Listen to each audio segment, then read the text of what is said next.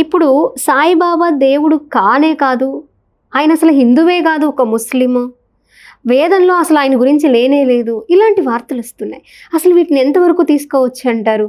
మల్లాది చంద్రశేఖర శాస్త్రి లాంటి మహనీయులు కూడా షిర్డీ సాయిబాబాను ఆయన దైవంగానే గుర్తించి దైవాం సంబుధుడుగానే భావించి ఉపన్యాసాలు చెప్పారు. యావత్ ప్రపంచంలో ఇప్పుడు అన్ని దేశాల్లో ఆయన దేవాలయాలు ఉన్నాయి. కోట్లాది మంది భక్తులు ఆయన సేవిస్తూ ఉన్నారు. అన్నమాచార్యుల వారే చెప్పారు, ఎంత మాత్రమున ఎవ్వరు దలచిన అంత మాత్రమే నీవు, అంతరాంతరములించి చూడ పిండంతే నిప్పటి అన్నట్లు, కులుతురు మేము వైష్ణవుడు కూరిమితో విష్ణుడని, తలతురు మేము సేవులు తగిన భక్తులు శివుడనుచు, అలరి పొగడుదురు కాపాలికులు ఆదిభైరవుండనుచు, శక్తిరూపు నీవనుచు అని ఎవరు ఏ విధంగా భావించినా పరమాత్మ వాళ్ళకి ఆ విధంగా అనుగ్రహిస్తూ ఉన్నాడు. కాబట్టి భక్తులు ఆయన సాయిబాబా స్వామి రూపంలో భావించారనుకోండి, ఆ రూపంలోనే అనుగ్రహిస్తాడు. అందులో సందేహం ఉంది. భక్తుల విశ్వాసాన్ని కాదరే హక్కు ఎవరికీ లేదు.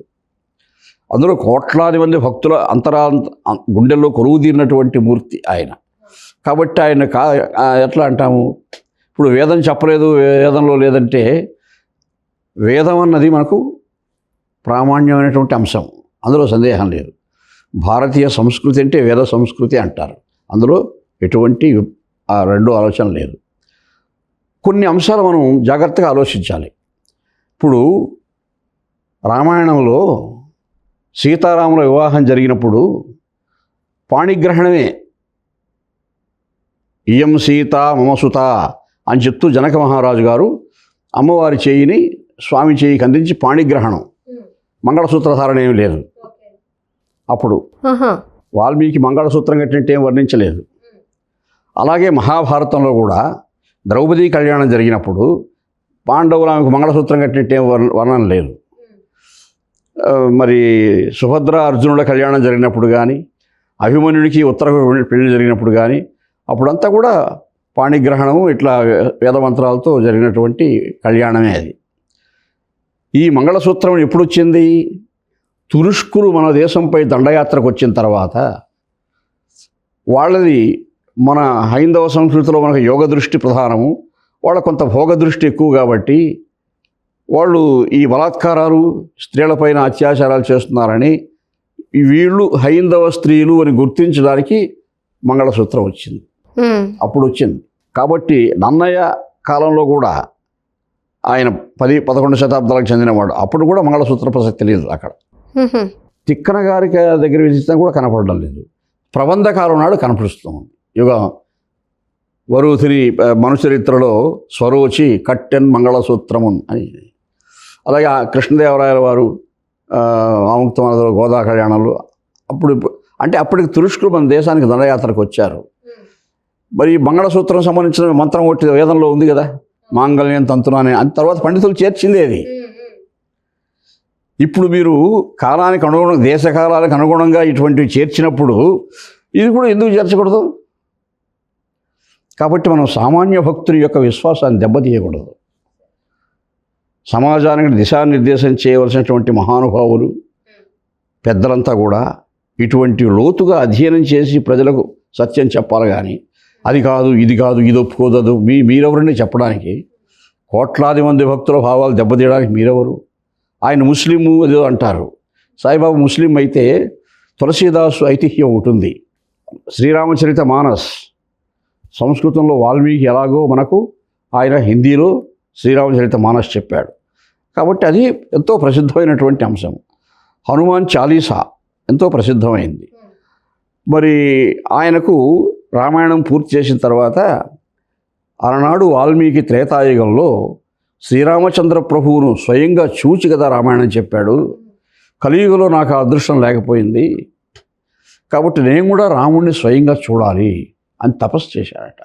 ధ్యానంలో చూడడం కాదు, సగుణంగా ఎదురుగా నేను చూడాలి రాముడిని, వాల్మీకి చూసినట్టు నేను చూడగలగాలని తపస్సు చేస్తే కొంతకాలం తపస్సు పూర్తయిన తర్వాత ఒకరోజు సాయంత్రం కొద్దిగా ఆ తపో దీక్ష నుంచి మేల్కాంచి అలా వెళ్ళి స్నానం చేసొద్దాం నదికని వెళుతూ ఉంటే రాజవీధిలో ఒక రాజుగారు నడిచిపోతున్నారు. ఆయన వెంట ఒక భటుడు పోతున్నాడు.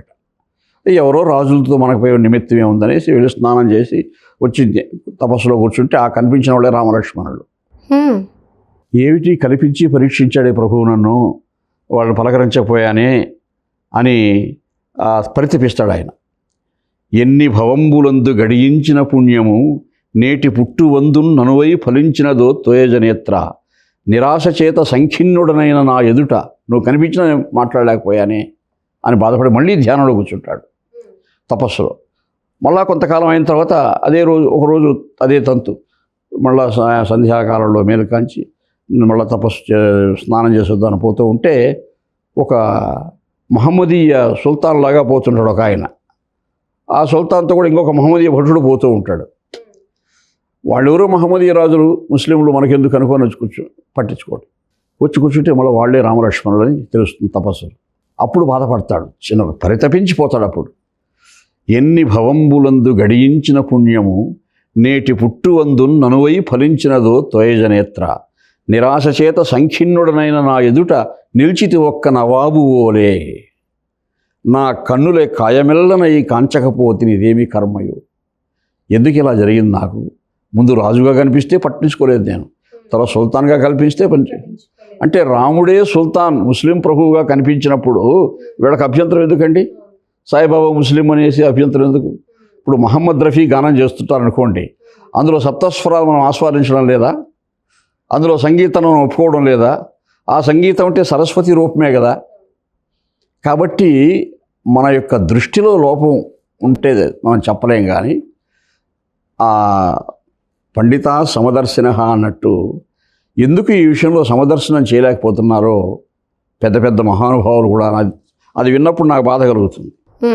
కాబట్టి కోట్లాది మనోభావాలు దెబ్బతీసే అధికారం ఎవ్వడికీ లేదు. కాబట్టి ఆ విషయంలో సహృదయంగా బాగా పునరాలోచన చేయవలసిందిగా నేను పెద్దలందరికీ కూడా మనవి చేస్తున్నాను. ఈ సందర్భంగా రాముడిగా వచ్చి అభిరామముగా నన్ను పలకరించి జ్యోత్స్నా మిళితార్ద్రహాసముల చల్లుము చెల్లని శాంతి నీవు కాదా, మరి ఒక్కసారి శ్రోతానుగానే కనిపించి పొమ్ము, కానీ మెరయింపబోకముర నీ పలుపు ఒకరు తాళలేనురా అంటాడు తులసీదాసు. సాక్షాత్కార్ అని ఆయన హిందీలో రాస్తే ఈ భావాలన్నీ పుట్టపర్తి నారాయణాచార్య వారు సాక్షాత్కారం అనే పేరుతో అనువదించాడు. అలా తప్పిస్తే తర్వాత రాముడు కనిపించడానికి ఎప్పుడో హనుమంతుడు కనిపించాడట సగుణంగా. హనుమ ఎందుకు నాకు ఇలా అయింది అంటే, అయ్యా వాల్మీకి సగుణంగా రాముణ్ణి చూచి రామాయణం చెప్పుండొచ్చు, కానీ నువ్వు అణువణువులో రాముణ్ణి చూసిన వాడివి. అణువణువులో రాముణ్ణి చూచిన నీవు మళ్ళీ సంకుచితంగా ఒక వ్యక్తిమాత్రుడిగా ప్రభువుని చూడాలనుకోవడం రామునికి నచ్చలేదయ్యా, అందువల్ల నిన్ను పరీక్షించాడు అంటాడు. అప్పుడు అదే అంత నాపై కరుణాకటాక్షం ఉందా నా రామునికని కన్నుల నిండ కారుకొని కప్పిన చీకటులు అంతరించే ఆపన్న శరణ్య, ముందు కనుపట్టుచనున్నది వెలుగుదారి, సర్వోన్నతమైన నీ మధురబోధన ఉపాసన చేసి సర్వమందున్నినుగాంచి అణువణువులో నేను చూచి దివ్య పరితోషముతో పులకించిపోయేదన్ అని ఆయన శేష జీవితాన్ని అణువణువులో రాముణ్ణి చూస్తూ గడిపాడని ఆ గ్రంథం చెప్తూ. కాబట్టి శ్రీరామచంద్రుడే ముస్లిం ప్రభువుగా ఆయనకు సాక్షాత్కరించాడు. కాబట్టి మనం ఎందుకు ఈ భేదభావాలు పాటించాలి?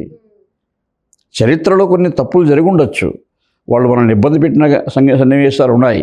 కాబట్టి గత శతాబ్దాల్లో ఇబ్బందులు పెట్టారని ఇప్పుడు పోయి వాళ్ళని హింసిస్తే ఎలా? అదేవిధంగా వాళ్ళు హింసించడం తప్పే ఎవరినైనా కానీ, అది కూడా పొరపాటు. కాబట్టి ఇవన్నీ సహృదయంగా స్వీకరించి మనం లోతులకు అధ్యయనం చేసి ఒక నిర్ణయానికి రావాలి. కానీ ఆయన దేవుడు కాదు, ఈ వేదం చెప్పలేదు అంటే వేదం నువ్వు కర్త. అసలు మనకు చరిత్ర ఏం చెప్తూ ఉంది? కురుక్షేత్ర సంగ్రామం జరిగిన తర్వాత ధర్మరాజు పరిపాలన చేసేటప్పుడు ఒకసారి భయంకరమైన వర్షం వస్తుంది. ఆ ప్రకృతిలో చాలా కొట్టుకోపోతాయి. అలా కొన్ని వేల గ్రంథాలు మనం హైందవ గ్రంథాలు కొట్టుకోపోయినాయని చెప్తారు ప్రవాహంలో. ఆ పోయిన వేదం కొన్ని భాగాలు దొరకలేదు మనకు. ఇప్పుడు దొరికే వేదం సమగ్రం కాదు, మనకు కొన్ని భాగాలు దొరకలేదు అని. ఇప్పుడు అన్నమయ్య కీర్తనలో కూడా 32 దొరకడం లేదు కదా, సుమారు 14 దొరుకుతుంది మనకు. కాబట్టి ఆ దొరకని భాగంలో ఏముందో మనం చూసామా? తెలియదు కదా, తెలియదు. కాబట్టి ఇది వేదంలో లేదు, అది వేదంలో లేదు అంటే మంగళసూత్రం కూడా తర్వాత చేర్చుకున్నదే కదా మీరు. అలా చేర్చుకున్నప్పుడు రాజ్యాంగానికి సవరణలు జరుగుతూ ఉన్నాయి. అలా వేదానికి కూడా చాలా సవరణలు చేశారు మహర్షులు. అవన్నీ తెలిసే మనం జాగ్రత్తగా మాట్లాడాలి.